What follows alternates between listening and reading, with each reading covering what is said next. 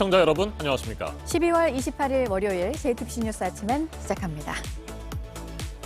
최근 영국에서 입국한 80대 남성이 갑자기 세상을 떠난 뒤 코로나19 확진 판정을 받았습니다. 함께 입국한 자녀 부부 2명과 앞서 돌아온 배우자까지 가족 3명도 잇따라 감염된 것으로 확인됐습니다. 보건당국은 이들이 전파력이 강한 변이 바이러스에 감염됐는지 여부를 조사하고 있습니다. 결과는 이르면 이번 주 안에 나올 것으로 보입니다. 영국발 변이 바이러스 감염자가 7명이 확인된 일본에서는 오늘부터 영국뿐 아니라 전 세계 모든 국가에서 외국인들의 입국이 금지됩니다. 도쿄올림픽을 위해 내년 봄부터 외국인 관광에 대한 제한을 풀려고 검토했던 것에서 방향을 틀어서 입국 문턱을 다시 높이게 됐습니다. 정부는 사회적 거리 두기를 현행 그대로 유지하기로 했습니다. 서울 등 수도권의 경우 2.5단계가 새해 1월 3일까지 일주일 더 연장됩니다. 다만 다른 카페와의 형평성을 고려해 맥도날드와 같은 패스트푸드점도 커피나 음료만을 주문할 때는 매장 안에서 마실 수 없습니다. 유럽에서 코로나 확산세가 가장 심한 독일을 비롯해 프랑스, 스페인 등에서 백신 접종이 본격적으로 시작됐습니다. 의료진, 고령자를 시작으로 접종이 진행되고 일반 시민들은 이르면 내년 봄부터 백신을 맞게 될 것으로 보입니다. 법원이 윤석열 검찰총장의 직무 복귀를 결정한 뒤에도 침묵을 이어가던 추미애 법무부 장관이 어제 자신의 페이스북에 그날이 쉽게 오지 않음을 알았어도 그날이 꼭 와야 한다는 것도 깨달았다는 글을 올렸습니다. 검찰 개혁의 필요성을 다시 한번 강조한 것이라는 해석이 나옵니다. 국회에서는 오늘 공수처장 추천위원회가 최종 후보 선정을 시도합니다. 미국 테네시주 내슈빌에서 성탄절에 차량 폭발 사건이 있은 뒤에 인근에서 수상한 자동차가 또 발견돼서 한때 긴장감이 높아졌습니다. 연방수사국은 성탄절 폭발 사건의 용의자로 인터넷 관련 기술자를 지목하고 조사하고 있습니다. 영국에서 입국한 경기도 고향의 80대 남성이 이틀 전 심장마비로 갑자기 세상을 떠난 뒤 코로나19 확진 판정을 받은 데 이어 그의 가족들도 잇따라 감염된 것으로 확인됐습니다. 숨진 남성과 함께 입국했던 자녀 부부와 영국에서 먼저 돌아온 그의 부인까지 어제 하루 모두 3명이 추가로 확진 판정을 받았습니다. 보건당국은 전파력이 더욱 강해진 변이 바이러스에 감염된 것은 아닌지 조사하고 있습니다. 결과는 이르면 이번 주 안에 나올 것으로 보입니다. 네, 영국발 변이 바이러스로 만약에 확인이 된다면 이 강력한 전파력 때문에 정부의 방역 대응도 훨씬 더 힘들게 만드는 것이어서 당국이 지금 긴장하고 있습니다. 정부는 현재 모든 외국인은 아니고 영국에서의 입국을 막고 있고요. 입국 금지 조치가 나오기 전에 영국에서 들어온 사람들에 대해서는 검사를 강화할 예정입니다. 이재승 기자입니다.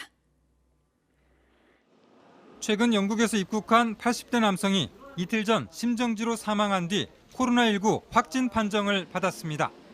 이어 진단검사를 받은 배우자와 자녀 부부 등 3명도 어제 잇따라 양성 판정을 받았습니다.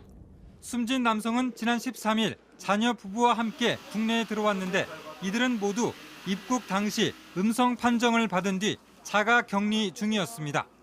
또 이 남성의 배우자는 지난달 8일 영국에서 먼저 입국했고 2차례 검사에서 모두 음성으로 나와 자가 격리도 끝난 상태였습니다. 그러나 이번에 밀접 접촉자로 분류돼 재검사를 했고 결국 일가족 모두가 확진됐습니다. 방역 당국은 전파력이 강한 변이 바이러스 감염 여부를 분석 중입니다. 빠르면 이번 주 내로 유전체 전장 분석을 통해서 변종 여부가 확인을 할 예정에 있고 가족 중에서 확진자가 이제 발생을 했기 때문에 그 가족에 대해서도 같은 방식으로 당국은 특히 일가족 중 영국에서 가장 먼저 귀국해 자가 격리 기간이 끝난 배우자의 동선과 접촉자를 파악하기 위해 역학조사를 진행하고 있습니다. 이들 일가족이 국내 코로나19 확진자를 통해 감염됐을 가능성도 배제하지 않고 있습니다.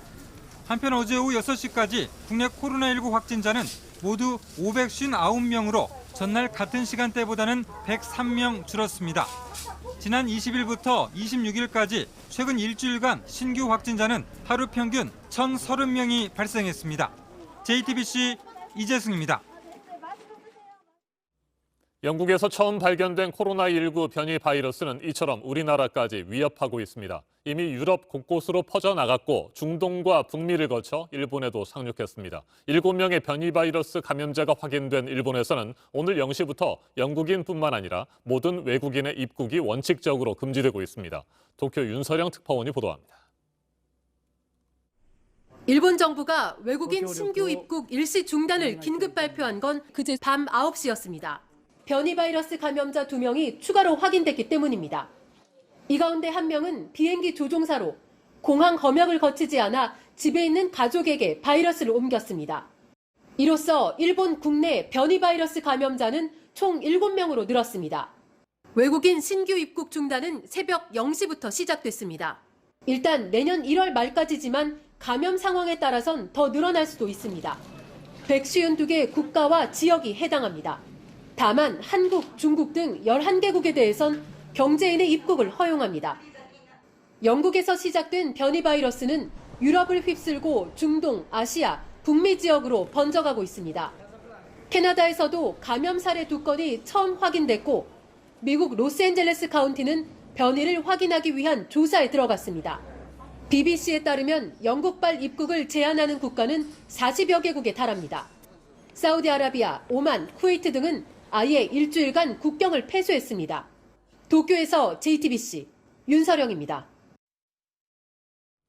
코로나19 3차 대유행의 기세가 좀처럼 꺾이지 않고 있습니다. 계속해서 하루 신규 확진자가 1,000명 안팎을 이어가고 있습니다. 하지만 정부는 사회적 거리 두기 3단계 격상에 여전히 신중한 모습입니다. 병상과 의료진 확보에 어느 정도 숨통이 트인 만큼 현재 확진자 증가세를 감당할 수 있다는 입장입니다. 이에 따라 서울 등 수도권의 거리 두기 2.5단계도 1월 3일까지 추가 연장한 뒤 상황을 지켜보기로 했습니다. 서준석 기자가 보도합니다. 정부는 현재 거리두기 단계를 유지했습니다. 현재 거리두기 체계를 연말연시 특별 방역대책 기간인 1월 3일까지 6일간 연장하기로 하였습니다. 일단 병상과 의료진의 여유가 있다는 판단입니다. 26일 기준 중환자 병상 164개가 준비돼 있습니다. 의료진도 의사 200명 정도 등 모두 980명이 충원됐습니다. 실제 수도권에서 하루 이상 병상을 기다려야 했던 확진자도 96명 수준으로 줄었습니다. 방역당국은 당분간 큰 차질 없이 치료가 가능하다고 보고 있습니다. 현재 환자 발생 수준에 대해서는 방역과 의료 대응 역량을 계속 확충해 대응하고 있어 한계 상황으로 보기 어렵습니다. 신규 확진자 숫자가 1000명대에서 줄어들고 있지 않지만 감염 재생산 지수가 1.07로 낮아져 확진자 감소를 기대한다고 밝혔습니다. 거리 두기 단계는 올리지 않았지만 시민들의 자발적인 방역은 강조했습니다. 함께 모이고 싶은 마음은 이해하지만 지금은 위험한 상황이고 중요한 순간입니다. 그 어떤 작은 모임도 예외가 될 수 없습니다. 거리 두기 격상 여부는 새해 첫 주말 다시 논의될 예정입니다. JTBC 서준석입니다.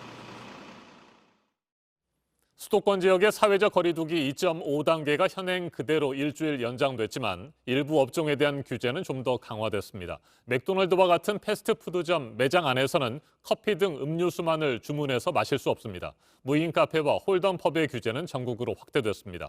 전문가들은 정부가 현재의 상황을 여전히 너무 낙관적으로 보고 있다며 우려를 나타내고 있습니다. 강현석 기자가 보도합니다. 패스트푸드점도 커피 등만 주문 시 포장과 배달만 허용한다. 무인 카페 착석 금지와 홀덤펍 집합 금지 수칙을 비수도권에도 적용한다. 정부가 추가로 내놓은 방역 조치입니다. 패스트푸드점의 경우 다른 카페와의 형평성을 고려했고 코로나 사각지대로 여겨진 홀덤펍을 위험하다고 판단한 겁니다. 하지만 특정 장소나 공간만 규제한다고 해결될 단계가 아니란 지적이 나옵니다. 정말 광범위하게 이 전파가 일어나고 있거든요. 특정한 장소나 공간만 계속 추가해서 제한한다고 해서 될 문제가 아니거든요. 그렇기 때문에 3단계를 주장하는 건데. 거리두기 3단계로 갈지 말지를 떠나 지금 상황에 맞는 새 기준을 만들어야 한다는 목소리도 나옵니다. 새로 단계를 만들어야죠. 과거 3단계는 조금 셌다면 지금 5단계 너무 루즈하단 말이에요. 현장에서 적용관이 국민들이 알아듣기 쉬운 간단해야 된다. 특히 젊은 층과 직장을 다니는 중년층이 전파 고리인 만큼 공격적인 검사가 이루어져야 한다고도 말합니다. 고3하고 대학생이에요. 이 두 개가 핵심 타겟이었거든요. 2주에 한 번 정도만 해서 2번 정도만 하면 싹 잡을 수 있어요. 사업장에다가 지시 내려서 몇 날 며칠까지 보고해. 그럼 당연히 하지. 전문가들은 공통적으로 지나친 낙관론보다는 최악의 시나리오를 대비한 선제적 조치가 필요하다고 입을 모았습니다. JTBC 강현석입니다. 영국과 미국에 이어서 유럽연합의 회원국들도 일제히 백신 접종을 시작했습니다. 일단 의료진과 고령자들이 우선적으로 백신을 맞습니다. 이에 따라 유럽에서는 코로나19와의 전쟁이 머지않아 끝날 것이라는 희망도 조금씩 생겨나고 있습니다. 박지훈 기자입니다. 현지 시간 27일 아침, 올해 백한살인 게르트 루트 하제 씨가 독일 베를린에서는 처음으로 코로나19 백신을 접종했습니다. Ich denke gut, denke ich, ja. Ich merke nicht. Die Impfung selbst war auch sehr gut. Hat überhaupt nicht irgendwie, ist ja manchmal so ein bisschen. 이날 베를린에는 9,750회분의 백신이 보급됐습니다. 가장 취약한 곳으로 꼽히는 요양원 거주자들을 시작으로 내년 2월 초까지 양로원과 요양원 대상 접종을 끝낼 계획입니다. 같은 날 프랑스에서는 78살 모리세트 씨가 처음 백신을 맞았습니다. 마크롱 대통령은 우리에게 백신이라는 바이러스와 싸울 새로운 무기가 생겼다고 트위터에 소감을 올렸습니다. 같은 날 스페인과 이탈리아, 오스트리아 등 대부분의 유럽연합 회원국들에서 동시에 백신 접종이 시작됐습니다. Es ist der 27. Dezember des Jahres 2020, ein historischer Tag. Die Impfung ist der Gamechanger, das haben wir immer gewusst und mit dem heutigen Tag wird diese Phase eingeläutet. 유럽연합 27개 회원국은 집단 면역이 가능한 인구 70%까지 접종하는 것을 목표로 하고 있습니다. 의료 종사자와 고령자 등이 먼저 접종이 되고 일반 시민들은 내년 봄이나 여름부터 백신을 맞을 전망입니다. 12월 중순 기준 이후 27개국 누적 확진자는 1,400만 명, 누적 사망자는 33만 6천여 명이 발생했습니다. JTBC 박지윤입니다. 미국의 코로나19 상황은 갈수록 악화되고 있습니다. 누적 확진자 수는 1,900만 명을 넘어섰습니다. 지금까지 숨진 사람도 33만 2천여 명에 이릅니다. 하지만 미국 보건 전문가들은 아직까지 최악의 시점이 오지 않았다고 경고하고 있습니다. 전다빈 기자입니다. 현지 시간 27일 미국의 코로나19 누적 확진자 수는 1,900만 572명을 기록했습니다. 지난 21일 1,800만 명을 넘겼던 감염자 수가 6일 만에 다시 100만 명 증가한 겁니다. 누적 사망자 수는 33만 2,145명이었습니다. CNN 방송은 12월 들어 26일까지 코로나19 사망자가 6만 3천여 명에 이른다고 보도했습니다. 이는 코로나19의 세계적 대유행 이후 최대치입니다. 가을철 대유행이 본격화한 11월 전체 사망자의 1.7배에 달하기도 합니다. 하지만 보건 전문가들은 아직 최악의 상황이 닥치지 않았다고 경고합니다. 앤서니 파우치 미 국립 알레르기 전염병 연구소 소장은 CNN과의 인터뷰에서 최악의 상황이 곧 찾아올 수 있다고 우려를 나타냈습니다. We very well might see a post-seasonal, in the sense of Christmas, New Year's surge. 크리스마스 전후로 여행객이 급증했고 새해 연휴를 맞아 가족 친지 모임이 늘면서 코로나19가 더욱 빠르게 퍼질 것이란 전망입니다. 미 교통안전청에 따르면 실제로 성탄절에만 61만 6천여 명이 공항 검색대를 통과하는 등 이동량이 크게 늘었던 것으로 나타났습니다. JTBC 전다빈입니다. 네, 전해드린 대로 수도권에서는 거리두기 2.5단계가 돌아오는 일요일까지 이어지게 되는데요. 이 거리두기 조치로 영업을 못하거나 제한을 받은 소상공인과 자영업자들에게 많게는 300만 원이 지원이 됩니다. 곧 시작되는 다음 달부터 지급이 될 것으로 보이는데요. 코로나 3차 확산에 따른 이 같은 지원 방안의 세부적인 내용들은 내일 정부가 발표를 합니다. 고승혁 기자입니다. 정부와 여당은 모든 소상공인에게 최대 300만 원의 현금을 지원하기로 했습니다. 코로나 피해가 집중된 소상공인과 고용 취약계층을 대상으로 임대료 지원 및 소득 보전 대책을 추진할 것입니다. 기본적으로 100만 원을 지원하되 집합 제한 업종엔 200만 원을, 집합 금지 업종엔 300만 원을 지원합니다. 지원금은 이르면 내년 설 연휴 전인 1월에 지급됩니다. 이번 긴급 피해 지원의 핵심은 속도입니다. 무슨 일이 있어도 1월 초부터 바로 집행되도록. 지원 방안의 세부적인 내용은 오는 29일 공식 발표됩니다. 하지만 소상공인의 임대료를 지원하겠다는 당초 취지가 충분히 반영됐느냐는 지적도 나옵니다. JTBC 고승혁입니다. 사의를 표명한 뒤에 한동안 침묵했던 추미애 법무부 장관이 검찰개혁은 계속돼야 한다는 뜻을 드러낸 것으로 보이는 입장을 어젯밤에 SNS에 올렸습니다. 문재인 대통령은 추 장관 사표를 수리하고 추 장관을 포함한 일부 부처 장관을 교체하는 인사를 이르면 내일 단행할 것으로 보입니다. 또 공수처와 관련해서는 민주당이 오늘 공수처장 최종 후보 2명을 정하겠다는 방침입니다. 이윤석 기자입니다. 추미애 법무부 장관이 어젯밤 페이스북에 올린 글입니다. 그날이 쉽게 오지 않음을 알았어도 또한 그날이 꼭 와야 한다는 것도 절실하게 깨달았다고 적었습니다. 지난 24일 법원은 윤석열 검찰총장 직무 복귀를 결정했습니다. 침묵하던 추 장관이 검찰개혁 의지를 다시 한번 강조한 것으로 보입니다. 법원 판단을 간접적으로 비판했다는 해석도 나옵니다.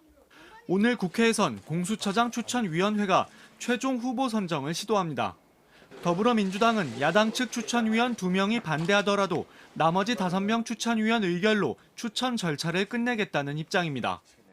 국민의힘 주호영 원내대표는 추천위원들에게 권력의 사냥개가 될 것이라는 내용이 담긴 편지를 보냈습니다. 공수처법 개정으로 야당 거부권이 사실상 없어진 것에 반발한 겁니다. 이런 가운데 문재인 대통령은 이르면 내일 개각에 나설 것으로 보입니다. 추미애 법무부 장관 사표를 수리하는 동시에 일부 부처 장관을 교체할 전망입니다. 노영민 대통령 비서실장 교체도 유력합니다. 일각에선 김상조 정책실장 동반 교체론도 거론됩니다. 추미애 윤석열 갈등 사태와 백신 논란 등을 끝내고 인적 쇄신을 통해 국정 동력을 확보하려는 것으로 해석됩니다. JTBC 이윤석입니다. 성탄절에 미국 테네시주 내슈빌에서 있었던 차량 폭발 사건에 대해 연방수사국이 인터넷 관련 기술자인 용의자를 지목하고 지금 수사를 하고 있습니다. 인근 지역에서 수상한 차량이 또 발견돼서 일대 긴장감이 높아지기도 했습니다. 이 소식은 워싱턴에서 김필규 특파원이 전해왔습니다. 폭발물 해체 로봇이 도로에 세워져 있던 수상한 트럭 뒤로 접근합니다. 특수 방호복을 입은 요원이 직접 차량에 다가가 뒷문을 엽니다. 폭발물이 없는 걸 확인하고 나서야 5시간 넘게 이어진 긴장 상황이 끝났습니다. 지난 25일 대규모 차량 폭발 사건이 발생한 내슈빌에서 불과 40km 떨어진 곳입니다. 같은 범행일 수 있다는 우려에 대피했던 인근 주민들은 가슴을 쓸어내렸습니다. 한편 경찰은 인근 상점 41곳에 피해를 입힌 크리스마스 차량 폭발의 용의자로 63세의 앤서니 퀸 워너를 지목했습니다. 지난해 구글 스트리트뷰 이미지에 찍힌 워너의 집 앞에서 사건에 쓰인 걸로 보이는 레저용 차량이 발견됐습니다. 폭발 장소는 미국 통신사인 AT&T 사무실 근처로 이 일대 통신 서비스가 중단되기도 했습니다. All of us locally, it feels like there has to be some connection with the AT&T facility and the site of the bombing. 경찰은 용의자가 폭발과 함께 사망했을 가능성도 염두에 두고 현장에서 발견된 유해를 감식하고 있습니다. 한편 성탄 이튿날 일리노이 록포드의 볼링장에선 무차별 총격 사건으로 3명이 숨지고 3명이 다치는 등 불안한 연말이 이어지고 있습니다. 워싱턴에서 JTBC 김필규입니다. 이번에는 오늘 아침 체크해봐야 할 뉴스들을 분야별로 살펴보겠습니다. 먼저 정치 분야입니다. 더불어민주당 김종민 최고위원이 코로나19 확진자의 밀접 접촉자로 분류돼 자가격리에 들어갔습니다. 김 최고위원과 접촉한 이낙연 대표와 김태년 원내대표도 자택 폐기에 들어갔습니다. 오늘 오전 열릴 예정이던 당 최고위원 회의는 연기됐습니다. 국민의힘 주호영 원내대표가 코로나19 백신을 대량으로 확보하기 위해 한미 백신 스와프를 공식 제안했습니다. 백신을 넉넉하게 구입한 다른 나라들과의 외교적 협의를 통한 백신 조기 확보가 절실하다며 미국이 우리나라에 백신을 긴급 지원해주면 우리나라는 미국의 기술을 토대로 백신을 대량 생산해 갚는 개념이라고 설명했습니다. 국방부가 내년부터 채식주의자와 무슬림 병사들에게 고기와 햄 등 육류를 재배한 맞춤형 식단을 제공하기로 했습니다. 다문화 가정 출신 입영자 등을 고려한 조치입니다. 내년 2월부터 병역 판정 검사 때 채식주의자라고 알리면 해당 부대에서 식단을 준비할 수 있도록 할 방침입니다. 대기업 집단의 절반이 넘는 곳에 이번에 과태료가 매겨졌는데요. 대규모 내부 거래 등 공정거래법이 규정한 공시 의무를 어겨서로 13억 원의 과태료를 공정거래위원회가 부과를 했습니다. 20건의 위반 사실이 적발된 롯데에 이어서 태영, 이랜드, 하림 순으로 위반 건수가 많았습니다. 지난달에 그냥 쉰 청년들이 19만 3천 명이었습니다. 4년제 대학을 졸업해서 구직 활동을 하지 않은 20, 30대를 말하는데요. 지난해 같은 달과 비교를 하면 40%가 늘었고 특히 20대에서 50%가 넘게 급증했습니다. 올해 전국 집값이 14년 만에 최고로 뛰었다는 조사 결과가 나왔는데요. KB국민은행이 조사한 것으로 상승률은 8.35%로 나왔습니다. 전국 전셋값은 6.54% 올라서 9년 만에 가장 많이 오른 것으로 나타났습니다. 전국에서 집값이 가장 많이 오른 곳은 45%가 뛴 세종시였습니다. 계속해서 사회 분야 뉴스입니다. 전남 구례 한 오리 농장에서 고병원성 조류 인플루엔자 확진 판정이 나왔습니다. 농장 반경 3km 이내에서 사육되고 있는 가금류가 모두 살처분됐습니다. 구례군의 모든 가금류 농장에는 7일 동안 이동 제한 조치가 내려졌습니다. 어제 오후 1시쯤 경기도 광명역에서 신호장애가 발생해 KTX 열차 운행이 1시간 넘게 지연됐습니다. 열차가 역 안쪽으로 진입하지 못해 상행선 열차들이 다른 기차역에서 대기했고 하행선 일부 열차는 일반 철도로 우회했습니다. 어제 강원도 홍천군의 한 레미콘 공장 사무실에서 불이 났습니다. 조립식 샌드위치 패널 건물 한 동이 모두 불에 타 5천만 원가량의 재산 피해가 났습니다. 소방당국이 정확한 화재 원인을 조사하고 있습니다. 미국 여자 프로골프 시즌 최종전에서 우승하면서 상금왕과 세계 1위 자리를 지킨 고진영 선수가 어제 국내로 돌아왔는데요. 다음 달 대회에는 나가지 않고 내년 시즌을 대비한 훈련에 들어갑니다. 방탄소년단의 멤버 V의 생일에 중국 팬클럽이 역대급의 선물을 준비했는데 두바이에 있는 세계에서 가장 높은 빌딩 외벽에 축하 메시지를 띄울 거라고 합니다. 두바이 왕실의 광고나 글로벌 기업들의 초특급 광고만 허용이 되는 곳입니다. 프랑스에서 귀국한 지휘자 정명훈 씨가 오늘 원코리아 오케스트라와 함께 연주회를 합니다. 거리 두개에 맞춰서 두 자리 뛰어앉기로 진행이 됩니다. 인사청문회를 마친 변창흠 국토교통부 장관 후보자의 청문 경과 보고서를 채택할지 국회에서 오늘 다시 논의를 합니다. 국민의힘에서 반대하고 있어서 오늘도 난항이 예상됩니다. 서울 동부구치소에서 코로나에 감염된 수용자들이 오늘부터 확진 수용자 생활치료센터로 전환이 된 경북 청송교도소로 이관이 됩니다. 증상이 없는 환자, 또 경증 환자부터 이송을 합니다. 은행 영업점에서는 오늘부터 들어올 수 있는 대기 고객의 수를 10명 내로 제한을 합니다. 객장 안에서도 한 칸씩 뛰어 앉아야 합니다. 분야별 뉴스들 체크해드렸습니다. 월요일인 오늘도 포근한 날씨가 이어지고 있습니다. 현재 7시 기준 서울과 부산 5도로 평년보다도 높은 기온을 보이고 있습니다. 낮 기온도 10도 안팎을 보이겠습니다. 기존 미세먼지가 남아있는 데다가 국외 미세먼지까지 유입되면서 미세먼지 농도는 중부지방과 대구에서 나쁨 수준을 보이겠습니다. 한편 남부 내륙 곳곳에서는 가시거리 200m 이하의 안개가 낀 곳이 많습니다. 출근길 교통안전에 주의하셔야겠습니다. 내일 오후부터는 차가운 공기가 들어오면서 기온이 떨어지겠고 전국에 비나 눈이 오겠습니다. 모레 수요일에는 서울의 아침 기온이 영하 11도까지 떨어지는 등 세밑 한파가 찾아오겠습니다. 현재 기온은 서울 5도, 강릉 8도, 광주와 대구 1도로 어제보다 2도에서 3도가량 높습니다. 낮 최고 기온은 서울 10도, 춘천 9도, 광주 14도, 부산 15도로 어제보다 2도에서 크게는 7도가량 높겠습니다.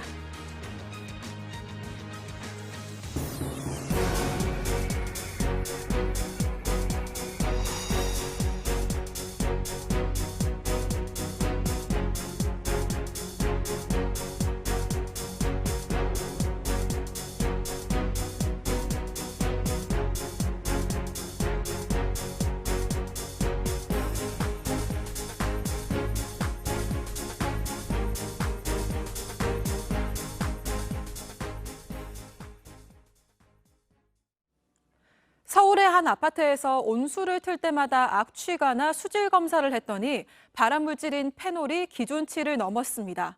아파트 관리소 측은 냉수를 데워 쓸 것을 권고했지만 주민들은 날씨가 추워서 온수를 쓸 수밖에 없다고 주장했습니다. 여도현 기자입니다. 마포구 한 아파트입니다. 이 아파트 일부 주민들은 지난달부터 온수에서 냄새가 난다고 주장했습니다. 배관 교체 공사를 한 직후입니다. 관리사무소는 공사 당시 실시한 물탱크 내부 코팅 작업 때문에 냄새가 날 수 있다고 설명했습니다. 하지만 수질 검사 결과 발암 성분인 페놀이 검출됐습니다.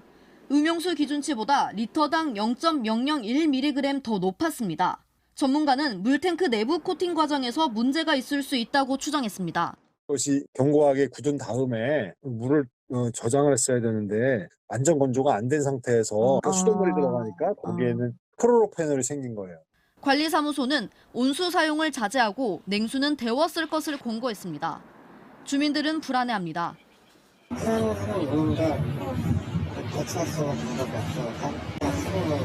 전문가는 당장의 건강엔 이상이 없지만 계속 공급하는 건 문제라고 지적합니다. 사실 인체에는 크게 영향은 없어요. 먹는 물 수질 기준을 위반했기 때문에 급수 중단이 돼야 되거든요. 공사를 담당한 업체는 페놀 성분 검출의 원인과 냄새의 원인은 아직 알지 못한다고 설명했습니다. JTBC 여도윤입니다. 어제 오후 5시쯤 제주 서귀포시 성산읍 해녀의 집 인근 도로에서 승합차와 25톤 트럭이 충돌하는 사고가 일어났습니다. 이 사고로 승합차를 몰던 50대 여성 운전자가 숨지고 동승자 5명이 크게 다쳤습니다. 트럭 운전자도 가벼운 부상으로 병원으로 옮겨졌습니다. 경찰은 정확한 사고 원인을 조사하고 있습니다. 어젯밤 11시쯤 경남 진주시 상평동의 한 음식점에서 불이 났습니다.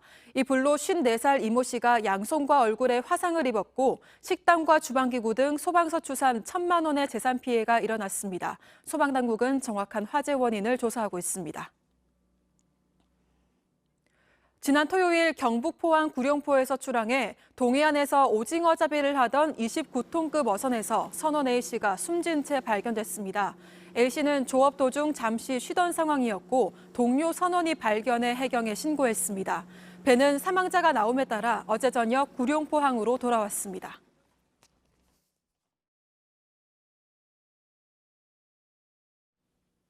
아침엔 세계 시간입니다. 도널드 트럼프 미국 대통령이 코로나19 경기 부양책 수정을 요구하면서 내년도 예산안에 서명을 하지 않고 있습니다. 당장 내일부터 연방정부의 업무가 일시적으로 중단되는 셧다운이 시작될 것이라는 우려가 커지고 있습니다. 지난 21일 미국 민주당과 공화당은 코로나19 대응을 위해 9천억 달러, 우리 돈으로 치면 약 1,000조 원 규모의 경기 부양책에 합의했습니다. 개인별 지원금 600달러와 실업수당 300달러 등이 포함됐습니다. 그런데 트럼프 대통령은 개인 지원금을 2,000달러로 올려야 한다고 주장하고 있습니다. 그러면서 의회를 통과한 경기 부양책에 서명을 하지 않고 있습니다. 트럼프 대통령의 말 직접 들어보시겠습니다. I am asking Congress to amend this bill and increase the ridiculously low $600 to $2,000 or $4,000 for a couple. 트럼프 대통령이 서명을 미루면서 코로나19 직격탄을 맞은 실업자들을 위한 보호 조치는 당장 중단될 위기에 처했습니다. 새해 실업급여를 받지 못하는 미국 시민이 1,400만 명에 이를 것이라는 보도도 나왔습니다. 더 큰 문제는 이번 경기 부양책이 내년도 예산안과 연계돼 있다는 겁니다. 연방정부의 자금이 고갈되면서 당장 내일부터 일시적 업무 정지, 이른바 셧다운이 시작될 것이라는 우려가 큽니다. 미국 의회는 트럼프 대통령 때문에 코로나19로 인한 혼란이 가중될 것이라고 비판했습니다. 미국 민주당 하원 원내대표의 말도 들어보시겠습니다.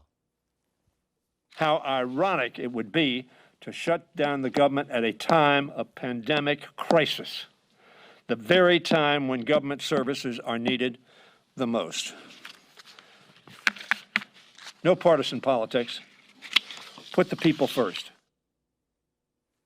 이 같은 상황에서 트럼프 대통령은 지난 23일부터 플로리다에서 휴가를 보내고 있습니다. 크리스마스 기간에도 골프를 즐긴 것으로 알려졌습니다. AP통신은 트럼프 대통령이 코로나19 대유행 속에 셧다운을 위협하는 수류탄을 던져놓고 플로리다에서 골프를 치고 있다고 비판했습니다. 당장 내일부터 셧다운이 시작될 수도 있는 위기에 처한 미국의 상황, 전문가와 좀 더 자세하게 짚어보겠습니다. 박원곤 한동대 국제지역학과 교수 전화로 연결됐습니다. 교수님 안녕하십니까? 예, 안녕하세요. 네, 트럼프 대통령이 개인 지원금을 늘리라고 주장하고 있습니다. 자신이 속한 공화당의 입장과도 반대되는 것인데 어떤 의도일까요? 여러 가지 의도가 있다라고 생각이 됩니다. 그 예산안 논의 과정에서 문제는 미 재무부가 행정부가 직접 참여를 했고 또 공화 민주 양당이 협의해서 결정을 했거든요. 근데 방금 나온 것처럼 그 모든 과정에서 트럼프 대통령은 사실상 침묵하고 있었고 지금 마지막 순간에 개인 지원금 600달러가 너무 적다고 2,000달러로 올릴 것을 요구하는 그런 상황입니다.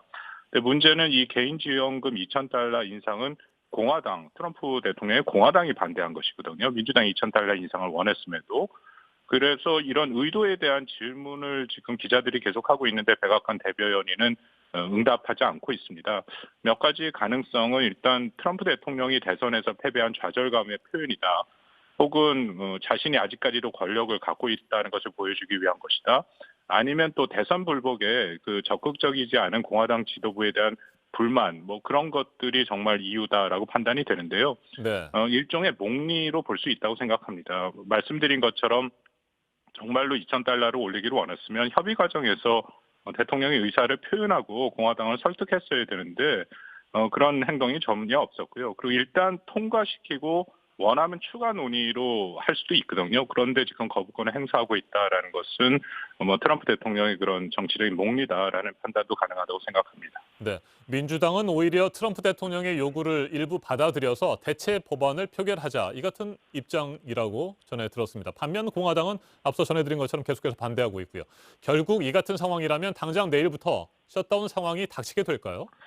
가능성을 배제할 수는 없죠. 그 민주당의 낸시 펠로시 하원 의장이 말씀 나눈 600달러를 2,000달러 그 개인 지원금을 높이는 그런 대체안을 하원 투표에 올리겠다라고 얘기를 하는데요. 근데 문제는 이 그런 안을 지난 24일에도 민주당이 제안을 한 적이 있습니다. 그런데 당시에도 공화당이 거부를 했거든요. 그래서 이번에 올리면 하원은 민주당이 다수당이니까 통과될 가능성이 있지만 문제는 상원입니다.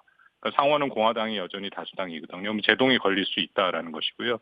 또 미국의 법에 따르면 대통령이 거부권을 행사해도 미 의회가 3분의 1을 찬성하면 거부권을 무력화할 수 있습니다. 근데 이것이 가능하긴 하지만 문제는 시간이 걸린다라는 거거든요. 의회가 재통과를 하려면 통과 후 10일이 지나야 법이 효력이 발생이 되고 또 복잡한 것이 현 미의회 임기가 1월 2일 내 끝납니다. 3일 날 새 의회가 소집되거든요. 그럼 전체적인 과정이 다 늦어질 수 있다는 그런 우려가 지금 제기가 되고 있죠. 네, 미국은 2년 전에도 트럼프 대통령이 멕시코 국경 장벽 예산이 충분치 않다면서 거부권을 행사하지 않았습니까? 이때 셧다운을 경험한 바가 있습니다. 그런데 지금은 코로나19로 이미 경제난이 심각한 상황이기 때문에 또다시 셧다운이 닥치면 피해가 상당할 것 같은데 어떻게 보세요? 그렇습니다. 연방 정부의 부분적인 셧다운도 문제지만 그 더 큰 것은 코로나 관련 지원금이 중단된다는 것이죠. 지금 임시 노동자에게 실업수당이 지급이 되는 게 26일 날 이미 중단됐고 여기에 1,400만 명 정도가 지원을 받고 있는데 더 이상 지원을 못 받는 상황이 길어질 수 있다라는 거고요. 이거 외에도 임대료를 내지 못한 세입자를 퇴거하지 못하는 정책도 있는데 여기에도 한 920만 명이 해당되는데 만약 법이 통과되지 않으면 어려움을 겪을 수 있다. 그런 우려가 지금 제기가 되고 있습니다. 알겠습니다. 박원곤 한동대 국제지역학과 교수였습니다. 조 바이든 미국 대통령 당선인은 경기 부양책은 경제를 되살리고 코로나19 대유행을 억제하기 위해서 새해 취해야 할 많은 조치들의 첫 단계이자 착수금이라고 강조했습니다. 그러면서 트럼프 대통령이 책임을 방기하고 서명을 계속해서 거부할 경우 파멸적인 결과를 초래할 것이라고 경고했습니다. 지금까지 아침엔 세계였습니다.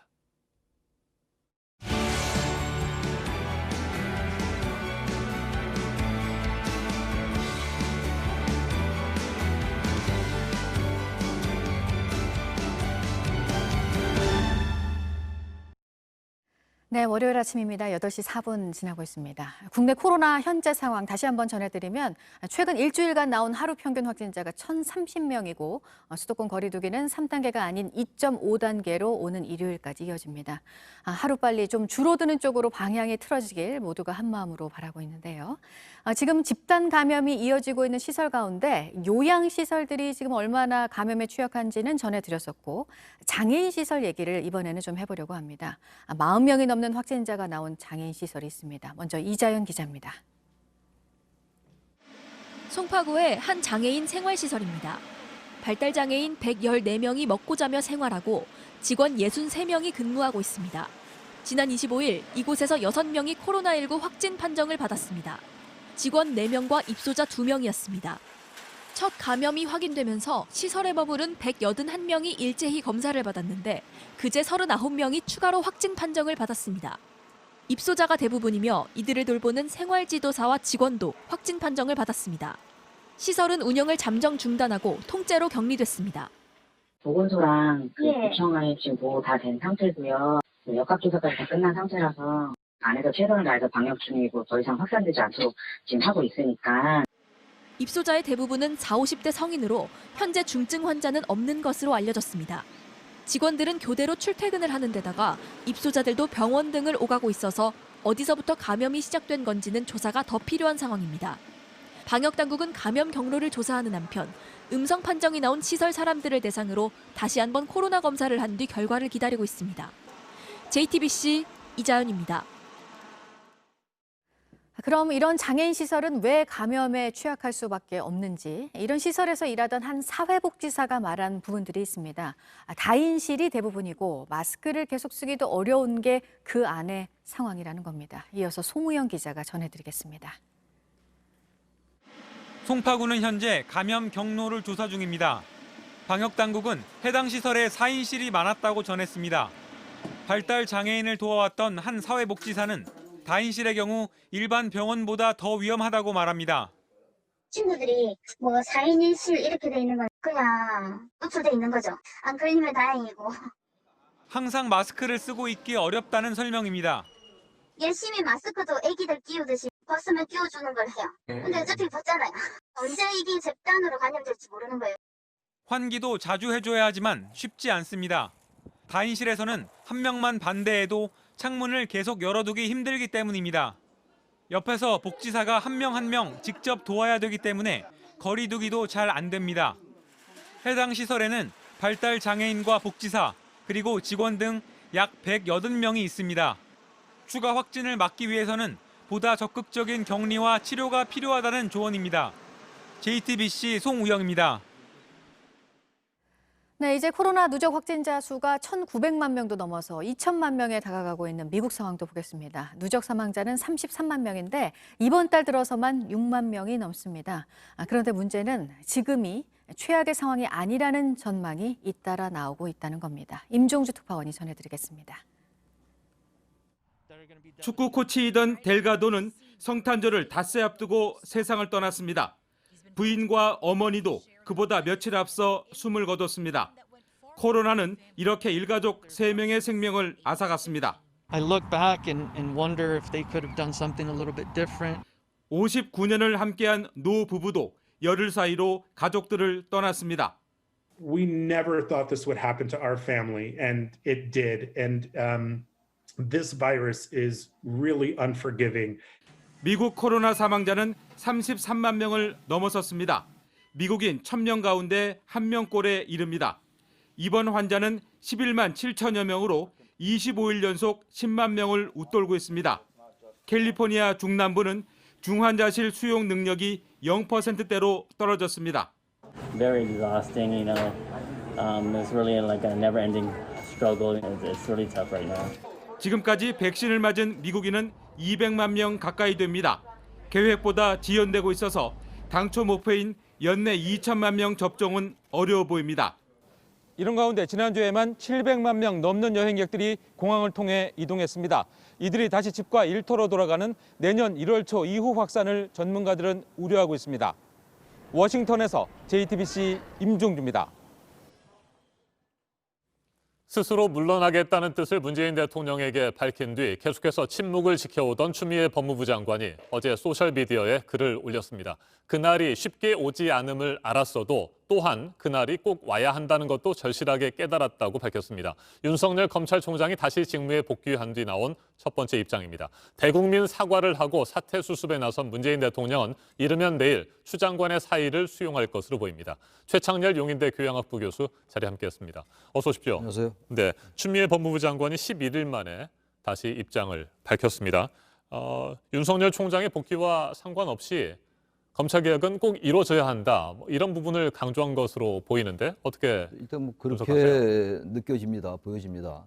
그러니까 윤석열 검찰총장에 대한 법원의 집행정지, 효력 정지에 대해서 검찰개혁이 일단 벽에 부딪혔다 이렇게 느끼는 것 같아요. 네.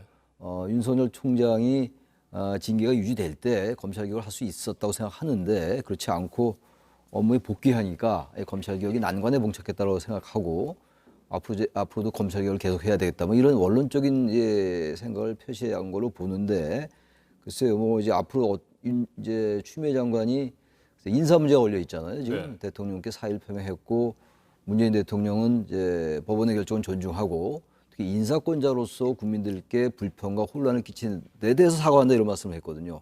그게 이제 추미애 장관의 사의를 수용하겠다라고 읽혀지는 거거든요. 그래서 일단 추미애 장관의 생각은 검찰 개혁이 지속돼야 된다 이렇게 아마 의미로 쓴 것 같습니다. 네. 그날이 쉽게 오지 않음을 알게 됐다. 이 부분은 윤석열 검찰총장과의 갈등에서 사실상 뭐 자신이 완패를 했다 이 부분을 인정하는 걸까요? 뭐 인정을 안 할 수가 없는 거 아니겠습니까? 판정패를 당한 거죠. 지금 연패를 한 건데 따라서 자신이 계속 추진하고자 했던 검찰 개혁이 좌절됐다 일단. 그러나 자신의 의지를 굽히지 않겠다라는 의미이거든요. 근데 검찰 개혁이라는 거는 기본적으로 이제 공수처가 곧 출범할 거고 말이죠. 네. 오늘 어떻게 될지 모르겠습니다만 출범하고 검경 수사권 조정은 이미 이제 결정이 돼 있는 거 아니겠어요? 이마저도 일단 검찰의 직접 수사권을 폐지하겠다라고 지금 이제 여권이 얘기하고 있습니다만 상당 부분 이제 검찰 개혁이 진행되고 있는 거죠. 근데 이 검찰 개혁이 윤 총장을 지금 무리하게 이제 몰아내는 것처럼 이렇게 인식되는 면이 분명히 있었잖아요. 법리적으로도 이제 이 법원의 결정이 그러한 것들을 반영한 것이고 그런 점에서 검찰 개혁을 과도하게 또 검찰 개혁 시즌 2로 또 몰아간다면 이게 또 다시 많은 갈등을 초래할 수 있겠다 그런 생각도 좀 듭니다. 예. 네. 앞서 잠깐 언급을 하셨습니다만 문재인 대통령은 인사권자로서 국민들에게 사과를 했습니다. 그렇습니다. 내일쯤 이르면 말이죠. 추 장관의 사의를 받아들이고 새로운 법무부 장관 후보자를 지명할 것으로 보이는데 이 같은 출구 전략 말고는 다른 건 없을까요? 일단 국면 전환을 하기 위해서는 네. 인적 쇄신은 뭐 필수적으로 필요 조건입니다. 그러니까 그러나 현재 이 상황이 이제 인적 쇄신이나 내각 교체 이것만으로 완벽하게 되는 건 아니겠죠. 하나의 네. 필요 조건인 것이죠. 그 충분 조건이 필요한 것이니까 어쨌든 지금 말씀처럼 추 장관의 사의가 이제 수용되고 교체할 겁니다. 아마 교체 안 할 수가 없는 거죠. 전반적으로 이제 진행되었던 무리한 이런 이제 절차들, 윤 총장에 대한 여러 절차들이 무리했다라는 게 이제 밝혀진 것이기 때문에 법리적으로 말이죠. 추 장관의 사표를 수용하고 그리고 나서 일단 다른 개각들도 해야 되겠죠. 개각을 통해서 뭔가 이제 분위기를 바꾸고 청와대 참모진도 개편이 불가피하다라고 보여집니다. 그러니까 개각 그리고 청와대 개편을 통해서 국면 전환을 시도하고 그런 다음에 이에 그치지 않고 일단 계속 지나치게 검찰 개혁이라는 명제를 가지고 윤 총장과의 대결 구도로 갔던 거 이 프레임을 좀 바꿔야 돼요. 바꾸고 난 다음에 지금 코로나19가 얼마나 위중합니까 지금 코로나 이제 진정하는 거, 그다음에 부동산 문제 안정시키는 거, 또 여러 가지 경제 문제 이런 쪽으로 자꾸만 집중한다면 국민이 바뀔 수가 있죠. 근데 그렇지 않고 여전히 계속 같은 논리와 같은 프레임으로 일관한다면 개각하고 청와대 진을 바꾼다 하더라도 크게 바뀌지 않을 것이다. 결국 중요한 건 민생에 얼마나 집중하느냐가 관건이라고 생각합니다. 네. 네. 지금 전해지고 있는 청와대 개편안 가운데는 노영민 대통령 비서실장의 사퇴도 포함된 것으로 알고 있습니다. 네. 비서실장의 교체는 어떤 의미가 있을까요? 비서실장 교체 저는 불가피하다고 생각합니다. 왜 그러냐면 지금 지난해 이제 9월, 10월 조국 사태라고 불리우는 그 이후로 쭉 진행된 것으로 볼 때 여권이 뭔가 어떤 이러한 상황을 잘 컨트롤 못했던 것 같아요. 물론 이제 그 여당 내의 일부 강경제 의원들의 발언이 상당히 주도한 면이 있죠. 추미애 장관 물론이고. 네. 그럼 이러한 것들 정말 이 호흡을 조절하고 좀 속도를 조절하는 게 필요했었는데 그러한 것들을 하지 못했다라는 거예요. 그러니까 여권의 전반적인 이러한 작동에 있어가지고 비서실장의 책임이 없다고 할 수가 없죠. 그렇다면 인적 쇄신이라든지 개각 그리고 청와대 참모진의 개편을 통해서 국면을 바꾸려면 전 비서실장의 교체는 불가피할 수밖에 없다. 그리고 일정 부분 책임을 질 수밖에 없는 것이 아니냐 이런 생각입니다. 네. 이 같은 상황에서 민주당 내에서는 윤석열 검찰총장을 탄핵해야 한다 이런 주장이 계속해서 나오고 있습니다. 특히 김두관 의원 말이죠. 탄핵에 대해서 민주당 지도부 내에서는 자칫 잘못하면 정치적 역풍을 맞을 수 있다 이런 우려를 나타내니까 그런 역풍론은 패배주의다 뭐 이런 또 내용도 강조하기도 했습니다. 이 부분은 어떻게 보십니까? 김두관 의원의 그러한 생각은 좀 무리하게 느껴져요. 왜 그 말씀 드리냐면 법원에서 정직 2개월조차도 집행 정지를 시켰잖아요. 그럼 검사징계위원회에서 윤 총장에 대한 징계를 면직이나 해임이 됐다면 나중에 국회에서 탄핵소추가 의결되고 난 다음에 헌법재판소에서 결정이 나야 될 거 아닙니까? 그러니까 국회 소추는 의결될 수 있어요. 왜냐하면 과반이니까. 국회 탄핵은 제적의원 3분의 1의 발의로 그리고 제적의원 찬성 과반으로 되는 거니까 충분히 가능합니다. 의석수는 되는데 마지막에 되려면 헌법재판소에서 파면돼야 돼요. 지금 박근혜 탄핵 때 박근혜를 파면한다 이렇게 주문이 읽혀졌단 말이에요. 2017년도 3월 10일 날 얘기입니다만. 그럼 윤석열을 탄핵하려면은 헌재에서 파면을 해야 되는데 법원에서 이미 지금 정직 2개월조차도 무리라고 판단이 내려진 상태 아니겠어요? 그 헌재에서 기각될 확률이 높다고 봐야 되겠죠, 상식적으로. 그래서 일단 좀 무리하게 느껴지고 또 하나가 김두관 의원이 그런 말을 했어요. 대통령을 지키는 게 민주주의를 지키는 것이다. 이거 아주 왜곡된 민주주의가 아니에요. 대통령을 지키는 게 민주주의가 국민을 지키는 게 민주주의인 것이죠. 그러니까 그런 자꾸만 그 잘못된 민주주의관에 입각해서 탄핵해야 된다. 그게 바로 무리한 검찰개혁 시즌2가 되는 것이고 그러면 중도층은 더욱더 돌았을 것이고 바로 그래서 여권의 지도부도 굉장히 불편해하는 기색이 있는 거거든요. 전 이렇게 탄핵을 계속 얘기하는 거 이거는 오히려 국민의힘에서는 반기는 일이다. 왜냐하면 이 계속 탄핵을 추진한다면은 이게 지금 무리한 검찰개혁에다가 무리한 또 윤 총장 찍어내기가 일단 반발에 부딪혔는데 그것을 다시 강조하는 것이 되기 때문에 또 우리가 상식 보편적으로 볼 때 윤석열 총장을 탄핵하기엔 사유가 잘 맞질 않아요. 징계 사유조차도 상당히 일정 부분 맞지 않는다고 법원이 판시한 거 아니겠습니까? 근데 이걸 탄핵을 간다? 그럼 그건 국회가 아무리 이건 뭐 선출 권력이라 하더라도 국회가 무리하게 수적 우세를 동원해서 밀어낸다라는 그런 인식을 줄 수밖에 없어요, 국민들의. 그래서 이거는 여권을 위해서 바람직하지 않다. 지금 대통령이 문재인 대통령이 뭔가 국면을 바꾸고 국민에게 사과도 하고 또 민생 회복이라든지 코로나 쪽의 진정세로 가고자 하는데 이걸 여권, 여당이 도와줘야죠. 도와주지 않고 일부 강경 의원들이 자꾸만 과도한 발언을 하게 되면 문재인 대통령의 국면 전환에 오히려 저해 요인이 된다는 거예요.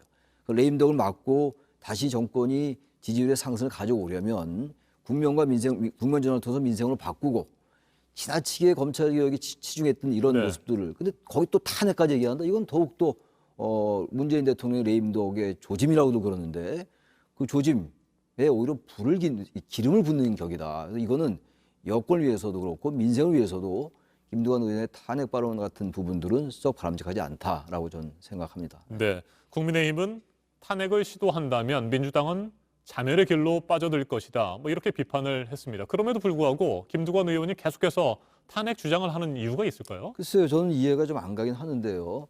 김두관 의원도 아마 이러한 논리를 모를 리가 없을 건데 그래서 굳이 우리가 추론한다면 왜 그런지 모르겠습니다만 잘 모르겠는데 지금 김경수 경남지사 이후에 이제 뭐 이른바 정치권에서 흔히 얘기하는 PK 맹주를 김두관 의원이 의식하는 게 아닌지 우리가 뭐 흔히 언론에서 리틀 노무현이다 이렇게 표현들도 많이 했잖아요.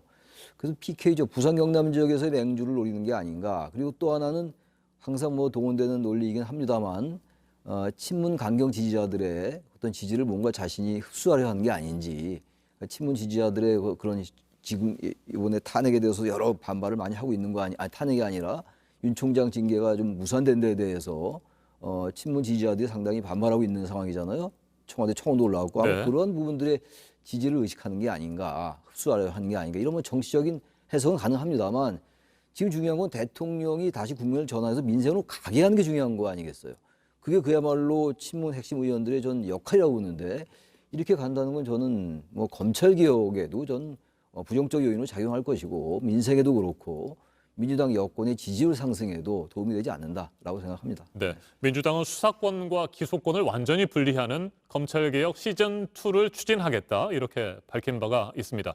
현재 검경 수사권 조정안을 훨씬 뛰어넘는 내용인데 이건 뭐 어떻게 보세요? 글쎄요, 지금 현재 검찰의 수사권을 많이 축소하는 거 아니겠어요? 검경 수사권 조정으로. 그래서 이제 검찰의 수사 영역을 부패, 선거, 경제, 뭐 대형 참사 뭐 이런 몇 가지를 좀 제한해 놨거든요. 근데 이것마저 없애겠다는 거거든요. 그러니까 다시 말하면 우리나라 기소 독점주의에 의해서 검찰이 기소를 검찰만 할 수 있단 말이죠. 근데 검찰은 기소권만 행사하고 수사권을 완전히 배제하겠다는 거거든요. 근데 지금 그건 검경 수사권 조정하고 잘 맞지 않는 거예요. 검경 수사권 조정에 의하면 제가 아까 몇 개 말씀드린 그 영역은 검찰이 직접 수사를 한다는 거거든요.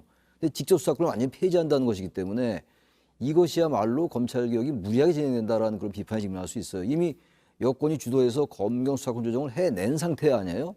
근데 이번에 이제 윤 총장이 직무에 복귀하니까 권력기관 개혁 TF도 검찰개혁 TF로 바꾸고 말이죠. 검찰이 가지고 있던 6대 분야의 직접 수사권조차도 폐지한다면 이거야말로 지나치게 좀 감정적인 분풀이식의 검찰개혁으로 인식될 수가 있는 거거든요. 네. 이런 것들은 바람직하지 않다. 그래서 이런 부분들을 좀 검찰개혁을 긴 안목으로, 긴 호흡으로 조절을 하면서 해 나가야지 이게 국민들의 동의를 얻어가면서 할 수 있는 것이지 윤 총장이 직무 복귀했다고 해서 다시 뭔가 분풀이식으로 한다? 그런 식의 검찰개혁을 과연 국민이 동의할까? 전 그래서 여권이 이런 부분들 다시 호흡 조절을 해라. 그게 제가 다시 재상 강조하는 겁니다만 그게 문재인 대통령을 돕는 일이다라고 생각합니다. 네, 한 가지만 더 짧게 살펴보도록 하겠습니다. 오늘 공수처장 후보 추천위원회가 최종 후보 2명을 선출하는 작업을 마지막으로 진행할 것으로 보입니다. 추미애 법무부 장관의 마지막 임무이기도 한 것 같고요. 자, 국민의힘 주호영 원내대표는 추천위원들에게 공수처 출범에 동의한다면 역사의 죄인으로 기록될 것이다. 이런 편지를 직접 보냈다고도 하고요. 오늘 어떻게 전망하세요?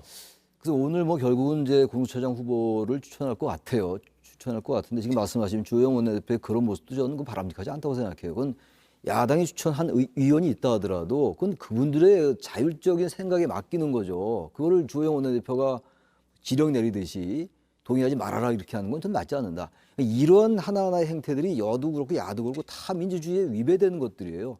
그들에게 맡겨야죠. 물론 정치적으로 그런 메시지를 줄 수 있다 하더라도 그 주호영 원내대표의 그런 메시지는 전 썩 바람직한 메시지는 아니었다고 생각합니다. 네. 결국 야당의 거부권, 비토권은 지금 무산된 상태, 무력화된 상태이기 때문에 오늘 최종 후보 2명이 선출되고 뭐 이르면 다음 달, 그러니까 새 1월에 공수처는 공식 출범할 가능성이 현재로서는 높아 보입니다. 그렇습니다. 오늘 상황을 좀 지켜봐야 될 것 같습니다. 지금까지 최창렬 용인대 교양학부 교수였습니다. 말씀 잘 들었습니다. 네, 고맙습니다. 네, 북한 관련 소식이 밤사이에 새로 들어온 게 있는데요. 수천 명의 사람들이 행사 리허설을 하는 모습이 포착이 됐습니다. 보도국 연결해서 이 소식 알아보도록 하겠습니다. 강버드 기자, 다음 달 노동당 대회와 관련이 있는 것으로 추측이 되고 있습니다. 한반도 정세의 분수령이 될 것으로 전망되는 행사잖아요. 예, 산팔루스가 지난 26일 평양 중심가가 찍힌 위성 사진을 공개했습니다. 김일성 광장에 목숨을 다해 지킨다는 뜻의 결사옹위라는 빨간 글씨가 보입니다. 산팔루스는 8차 노동당 대회에서 적어도 하나 이상의 퍼레이드가 예상된다며 수천 명이 플래카드를 가지고 만들어 보이는 정치적 메시지는 이런 종류의 행사에서 흔하게 보여진다고 설명했습니다. 또 최근에는 평양 동쪽 미림 비행장에서 퍼레이드 연습 장면이 관측됐다고도 했습니다. 북한은 내년 1월 5년 만에 노동당 대회를 열기로 했습니다. 1월 20일 바이든 미국 대통령 취임이 있고 문재인 대통령도 신년사를 발표하는 만큼 1월 노동당 대회에서 북한이 어떤 입장을 내놓을지 주목됩니다. 네, 거리두기 조치 때문에 영업을 제대로 못한 자영업자 등에게 최대 300만 원이 지원이 됩니다. 구체적인 정부 발표는 이제 내일 나오게 될 텐데 휴업, 폐업을 가장 많이 한 업종에 대한 조사 결과가 나온 게 있네요. 예, 한국개발연구원이 정부의 의뢰를 받아 작성한 1차 긴급재난지원금 관련 보고서가 공개됐습니다. 이 보고서에 따르면 휴업이나 폐업이 가장 늘어난 업종은 노래방과 골프 연습장, 비디오방이었습니다. 올해 2분기 4만 4천여 곳 중 784곳이 문을 닫아서 휴폐업률이 1.77%였습니다. 특히 노래방은 대표적인 밀폐, 밀집 공간으로 지목돼 집합 금지 기간이 가장 길어 피해가 컸던 것으로 보입니다. 두 번째로 큰 피해를 본 업종은 단란주점과 유흥주점으로 2분기 휴폐업률이 1.48%였습니다. 노래방 등 집합금지 업종에는 지난 9월 200만 원의 2차 재난지원금이 지급됐는데 다음 달 3차 지원 때는 임대료 부담을 고려해서 2차 때보다 늘어난 300만 원이 지급될 예정입니다. 지금까지 아침엔 지금 JTBC 강버들입니다.